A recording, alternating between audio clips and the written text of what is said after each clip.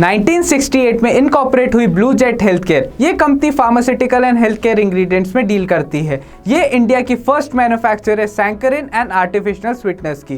Company mainly 3 products category में deal करती है।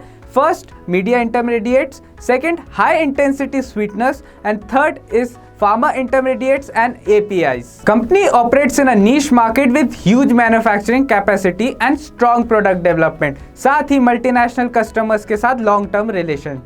ये है कंपनी की कुछ स्ट्रेंथ्स। वहीं वीकनेस की बात करें तो कंपनी डिपेंडेंट है upon a limited number of raw material suppliers. It also face risk due to global exposures like regulatory requirements and foreign exchange. IPO 25 अक्टूबर से 27 अक्टूबर के लिए ओपन हो रहा है। ये टोटल 840 करोड़ का IPO है जो पूरा ऑफर फॉर सेल है। इसका प्राइस बैंड 329 टू 346 रुपीस का है। इसकी लिस्टिंग होगी 6 नवंबर को। फाइनेंशियल परफॉर्मेंस कंपनी का over the last 3 years stable रहा है। रेवेन्यू में कंसिस्टेंट ग्रोथ देखी गई है। हालांकि प्रॉफिट FY23 में थोड़ा सा घटा है। तो ब्लू जेट हेल्थ केयर के इस IPO में अप्लाई करना चाहिए या नहीं?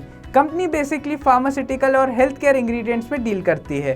कंपनी का 85% रेवेन्यू एक्सपोर्ट से आता है, वहीं 15% डोमेस्टिक से। Company created a niche market place in global market, product manufactured by it and enjoying long-term relationship with customers and FMCG companies. Company में कैपेसिटी है एक्सपेंशन की to improve its performance in coming years. कुछ concerns भी हैं, जैसे company dependent है limited number of raw material suppliers पर, foreign exchange के भी रिस्क हैं।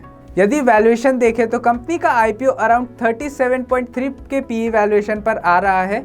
हालांकि इसके कोई लिस्टेड पीयर्स नहीं है। कंपेयर पर सभी फैक्टर कंसिडर करते हुए इन्वेस्टर्स को इस IPO में अप्लाई कर सकते हैं। The content provided in the video is for informational and educational purposes only. It does not constitute or imply a recommendation to engage in any securities transactions or investment strategies. We do not provide personalized advice or determine suitability for individuals' financial needs. Please conduct your own analysis and consider your personal circumstances before making any investment decisions.